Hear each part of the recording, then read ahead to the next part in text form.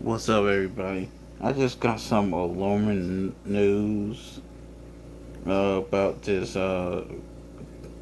actor, Jared Leto. Allegedly, there are 9 women accusing him of sexual misconduct. Let's get into it. We're here to show you how TallyRx allows you to get your prescription and medication online within this 30-second commercial. Jennifer's busy. Actor and musician Jared Leto is the latest celebrity in the spotlight for allegations of sexual misconduct. 9 women have accused the 53-year-old of predatory behavior, saying that his alleged bad acts were an open secret in Hollywood and beyond. All disturbing claims that he completely denies. So what kind of consequences could he face in a criminal or civil court, or the court of public opinion? We're breaking it all down for you right now. Welcome to Sidebar, presented by Law and Crime. I'm Jesse Weber.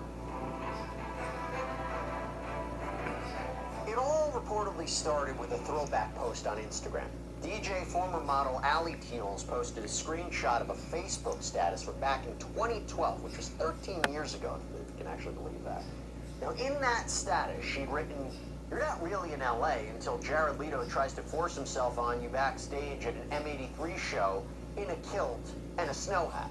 She added the comment, "Throwback to 2012, Jared Leto was a creep then, still a creep now, going on 15 plus years of being Hollywood's most persistent predator in a kilt." Now, Jared Leto has been working in Hollywood since the 1990s, winning both an Oscar and a Golden Globe for his acting roles. He's also the frontman for the band 30 Seconds to Mars, which he formed in 1998 with his brother. The band is wrapping up its latest world tour next month in Portugal. So you know what happens next, right? Allie's post, as you can imagine, it sets off a firestorm of sorts. She started to share direct messages that she was getting from friends and acquaintances, all of whom said they too had allegedly been victimized by Leto personally, or had friends who had. And one of the replies to the Instagram story reads, "Yeah, I was 16 in Arizona too when him and his brother invited me and my friend on his tour bus after a show." Then there's a monkey covering its face emoji. Another said, "OMG, my friend was fully groomed and she was abused at the hands of him for years and had to sign an NDA." A few more examples. "He hit on me at a concert when I was 15 and he was 30, got my number and invited me to a party, but my parents were aware and refused to let me go. Jared Leto kicked me off of our first major tour because I reported him for engaging with underage fans in his tour bus. He used his power to crush this major dream come true, and he buried us. I'll never forget how deafening the backlash was. It was traumatic." And someone else reportedly sent a message saying that she was very surprised that Jared Leto wasn't named during the height of the Me Too movement. They wrote, "He is 1,000,000% a predator. In 2017, many of us assumed he would be called out during the hashtag Me Too movement. I know several women who were underage when he slept with them, and several others who were subject to downright leaped up circumstances at his whim. But somehow he dodged the movement. I've heard from sources I can't reveal that after 2017, his assistants hold his recruits in a blobby area of his home where they sign NDAs before he'll hang out with them. All very young-looking models. I understand that his weird band fan base defends him like K-pop fandom, but why does Hollywood Wait a minute.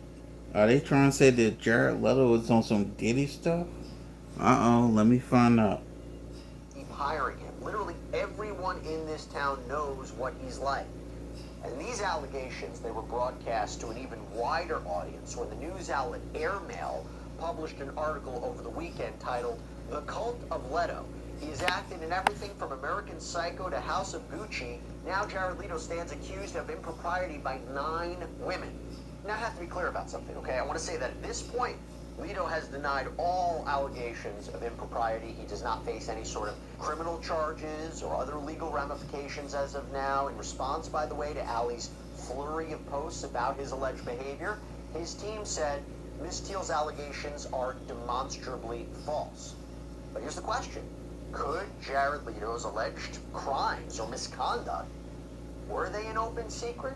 Because as she shared the messages that she was getting from others who had alleged stories to tell about Leto, Allie also shared an old Onion headline from 2023 on her Instagram story that read, "Jared Leto asks if he ever's going to get into real trouble for that stuff he's been doing," adding a comment that the Onion, a satirical newspaper that posts fabricated stories, never misses, seeming to suggest that there had to be something there in the first place for the Onion to even write a fake article about it. And by the way, in 2015, I don't know if you remember this, James Gunn, the director of the Guardians of the Galaxy films, apparently posted a video on what was then called Twitter calling out Jared Leto for his alleged behavior. Now, the video was quickly taken down, but from reports from those who say that Gunn claimed Jared Leto sleeps with underage girls. And the next morning, Gunn posted on Instagram, "Good morning to Bogota, Colombia, and sorry to all of you around the world who saw my ambient-fueled Periscope session last night at 3 a.m. Yes, I erased it." So, I want to dig into what several women had to apparently say to airmail about Jared Leto, as well as reaction from his camp. And to do that, let me bring back on, here on Sidebar, friend of the show, criminal law attorney and former prosecutor, Melba Pearson. Melba, so good to see you. Thanks for taking the time. Great to see you, Jesse. When you first saw these headlines, Jared Leto, sexual misconduct, seemingly allegations of sexual assault, what was your reaction? Jesse, nothing surprises me anymore.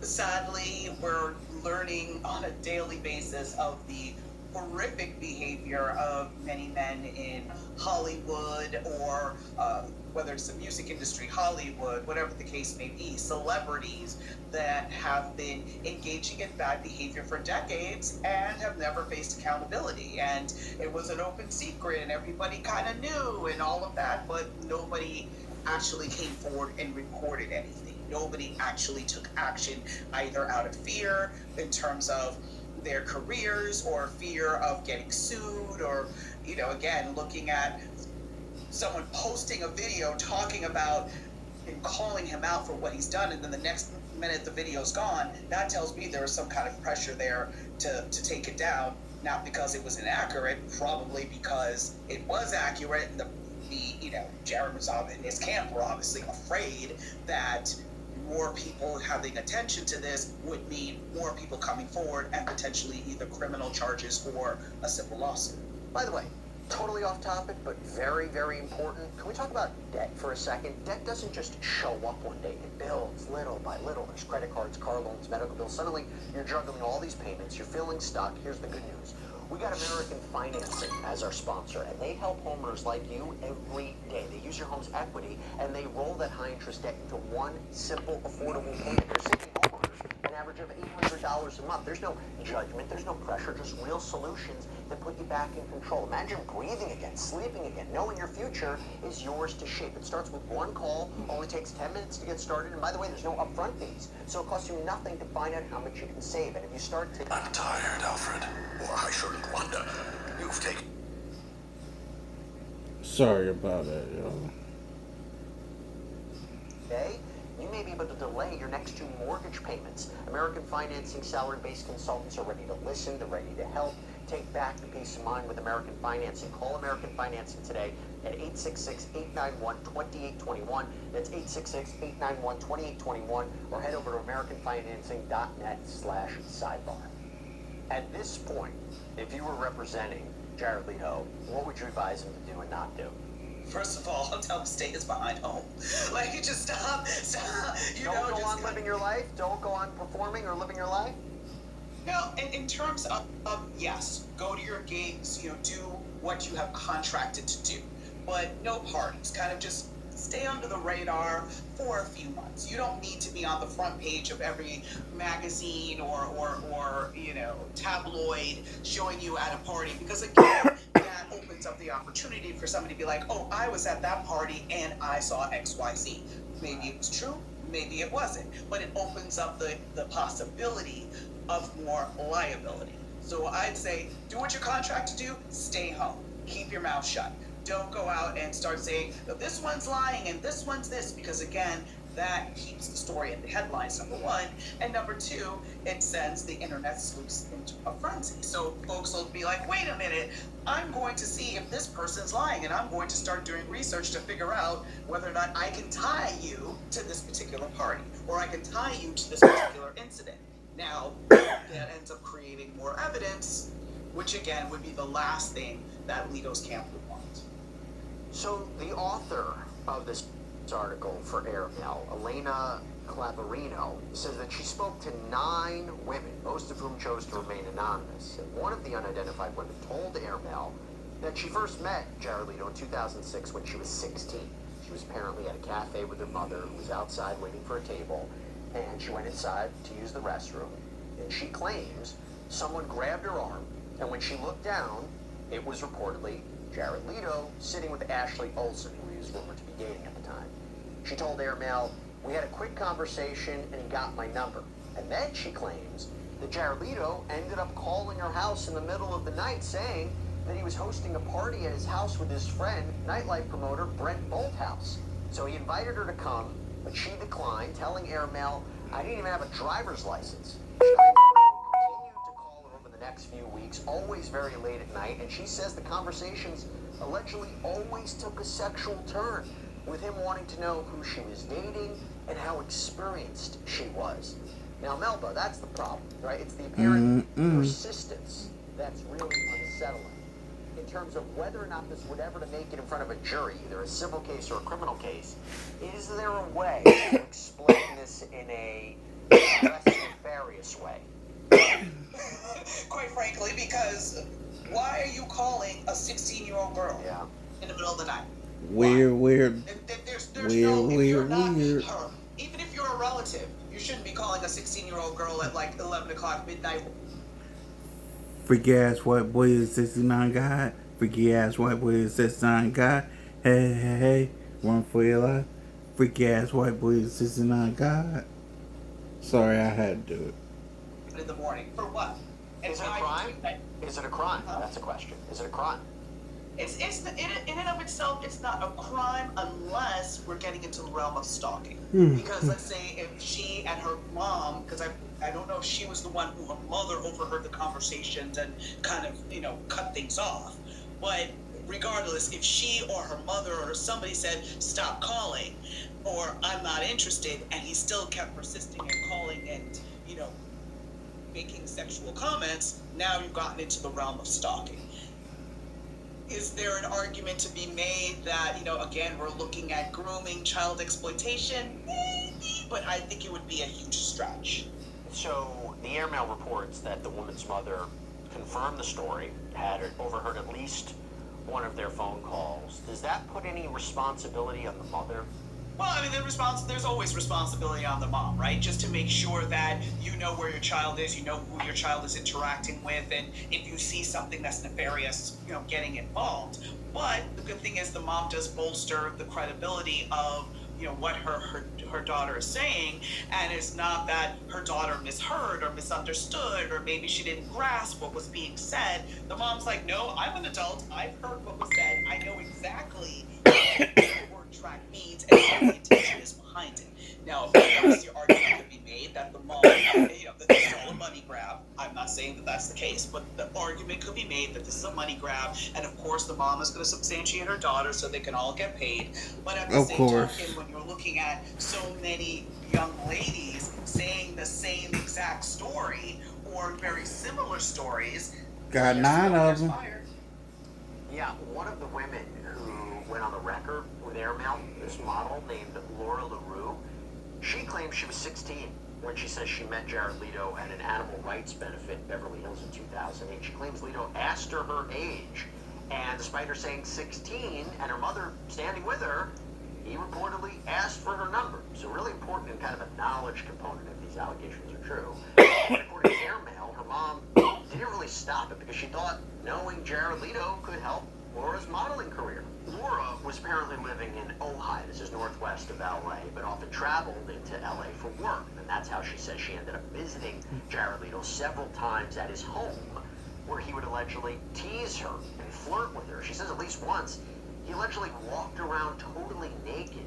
Now, in a statement to Airmail, a spokesperson for Jared Leto said, "Their communications contain nothing sexual or inappropriate," and Mrs. LaRue later replied to work as Mr. Leto's personal assistant, further underscoring the absence of anything inappropriate in any of their interactions. But Laura told Airmail that she never applied to work as Leto's personal assistant. It's interesting, that statement, right? Because Melba, he's confirming they had communications. It's not like I have no idea who she is. Exactly. And okay, maybe in text messages or emails, there's nothing sexually explicit. That doesn't mean that the oral communications, which may not have been taped or witnessed or anything like that, were inappropriate. Because again, remember, these types of crimes and scenarios generally happen one-on-one. You don't have a crowd witnessing that grooming of a child and that inappropriateness. It's usually the child being like, "This is what happened to me." So again, I like the fact that they acknowledge the interaction, because again, that gives credibility to the fact like she knows exactly who he is and he knows exactly who she is, and this is not somebody who just came out of nowhere, again trying to make a money grab, because that's always going to be the argument. This is a money grab. He doesn't know these people. They were all looking to him for some assistance and he wasn't able to help them, so now this is revenge or something along those lines. This kind of starts to take away from that argument. Immediately knew who she was. 2008, right? This is so many years ago. What does that tell you? There's something about her that was memorable. And maybe, again, he was not able to get what he wanted, so this is one that stuck in his head. I don't know. But the fact that he was able to remember her so quickly, that's not good. And even if she had applied to work for him, does that make any difference? No, because again, she's a child. She's underage. So you have no business flirting with, being naked in front of, a child. And if she ended up applying later on, again, I believe she made a statement of, well, I just thought that's what adult men did. So she was very naive and not understanding that this was very problematic. And also, if she ends up going to work for him, was it at his insistence, right? Like in that scenario, let's say he was the one that was like, oh, hey, you should come work with me. I'll be able to help your career, et cetera, et cetera. She can present it to her mom like, hey, Jared Leto's going to help my career. It's going to be great. She goes and works for him. And then, much like what we heard with R. Kelly and so many others, things go sideways. Then you had another anonymous accuser say she started texting with Jared Leto when she was underage, and when she turned 18, his behavior allegedly became overtly sexual almost immediately. And Melba, if that allegation's true, this goes to the idea of, or the allegation of grooming, right? Starting out by building some sort of perceived relationship with an underage person, pushing things further and further and further over time. But, again, if she turned 18, then things change, though. I mean, does this open up any kind of legal liability for him if things change once she became an adult? Well, how that information would be used would be in terms of common plan or scheme to show that this, whatever happened maybe with a different survivor, wasn't a one-off. So let's say there's another 16-year-old girl who he fully victimized, right? And at that point, that particular plaintiff or, victim, survivor, could then say, hey, even though this person turned into having a relationship with him once she reached the age of consent, he was engaging with her beforehand, much like he did with me. So it starts to show a broader pattern, which can be very compelling in a criminal case as well as in a civil case. The question becomes, with all of these allegations, and they're still fresh, they're new, there's not a ton of detail, what kind of consequences could Jared Leto be facing because of these allegations? Well, he currently stars in the latest iteration of the Tron movies, with Disney releasing a new film in October. He's also set to play Skeletor in a new Masters of the Universe movie. And as I mentioned, his world tour with 30 Seconds to Mars wraps up soon after more than a year of concerts. So if the allegations like these keep coming from people seeing his films or going to see his shows, it could have an impact, I would imagine, on his career down the road. Melba, what are the studio, what are the producers, what are the concert venues, what do they do in situations like this? Well, I mean, we've seen it happen with other high-profile celebrities who have been accused of misconduct. They start to lose contracts. They start to, be cut out of movies and things like that. They may not get, certain venues may not want to work with them. So, it's my hope that he does start to feel those consequences, because that behavior cannot be tolerated. And basically moving forward is also going to open the studios up to liability, because if they know that he's a problem and they have underage girls on set, whether it be as actors, as, interns, whatever the case may be, and something happens to one of them, they know his reputation beforehand. Everybody's on notice at this point. So I think we're going to start to see a distancing of the industry from him, at least until something is resolved. Either maybe this goes to court and it turns out he ends up being vindicated or something along those lines. But I think that he's going to see an impact in his pocketbook. Now we got to talk about legal consequences, right? So things can get a little bit trickier. As far as we know, none of the women who spoke with Airmail have made any sort of official report to police. My understanding, the statute of limitations in LA for sex crimes is typically 10 years, but there are changes that have been made over the last few years that allow people who were victimized when they were children to have the opportunity to seek justice in the courts. There are certain parameters, such as the age of the alleged victim now and the time of the crime and when the alleged crime happened. But overall, it seems like these women would maybe have options if they decided to come forward, whether it's in the civil arena, maybe the criminal. Melbo, do you think there's anything legally that he should be concerned about? Oh, absolutely. Because again, noting that the statute of limitations may be an issue, again, if you were talking to an underage girl last year, guess what? You're well within the statute of limitations for criminal charges, depending on what happened during that transaction. And then, of course, as you noted, you have the Adult Survivors Act that could potentially come into play here. Again, there are a few factors that have to, fall into place, but that could be something that would give the survivors the opportunity to sue him in civil court and be able to get some accountability that way. So everything is pretty much on the table, again, depending on the time frame. So he has a lot to be concerned about. These are just allegations. Let me say it again. These are just allegations at this point. But just brainstorming from a legal point of view, because we're covering the Diddy case, there are times when there could be a statute of limitations that you can't bring state criminal charges, but you could bring federal charges. So older claims that are transformed into some sort of federal charge, but that's extreme examples. And I have to say, at this point, based on these allegations, without further detail, I don't know if they would necessarily support a federal charge, but theoretically, if more details came forward, maybe. I know that's very, very nebulous, but that's something to be thinking about. Yeah, I think it sounded from what I've read that a lot of this was concentrated within the state of California.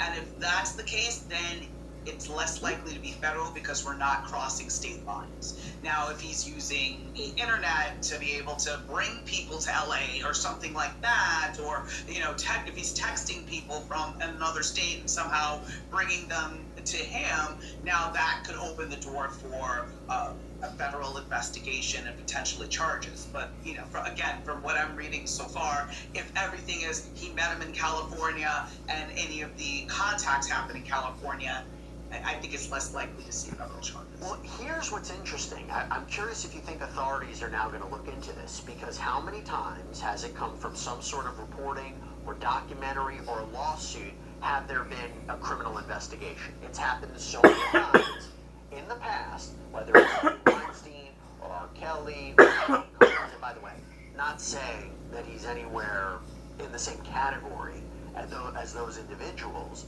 but just to make the point, reporting or some sort of documentary or a civil suit, there's something that can come forward that sparks a criminal investigation.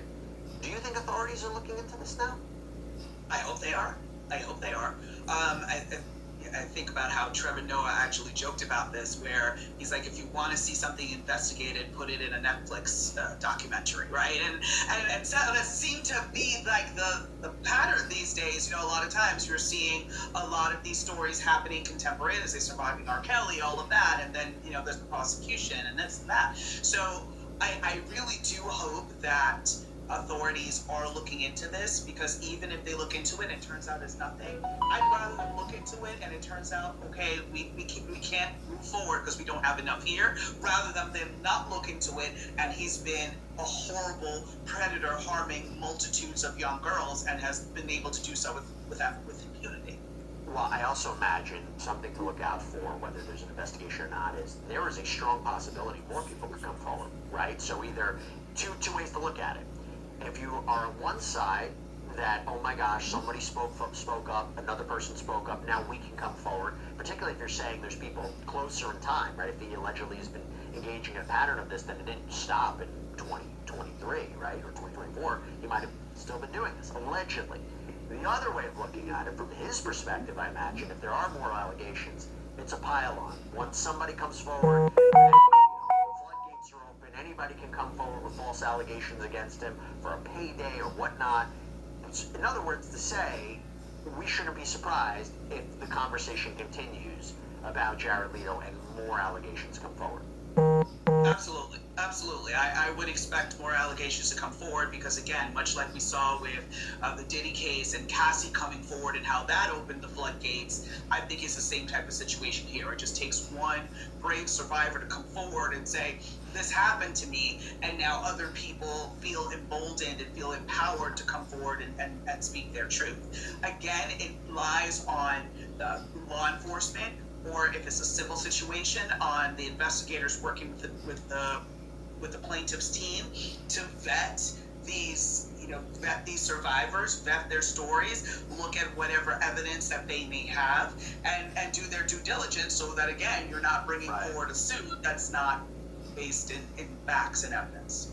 Now again, Jared Leto and his team have denied all allegations against him. At the time of this recording, there have been no charges filed against him. There has not been an announcement or an indication of any kind of criminal investigation into him, and he has not been sued at the time of this recording. But again, we're speculating about what could happen or theoretically could happen as a result of this. Melba Pearson, thank you so much for taking the time. It was great to see you. Great to see you, Jesse.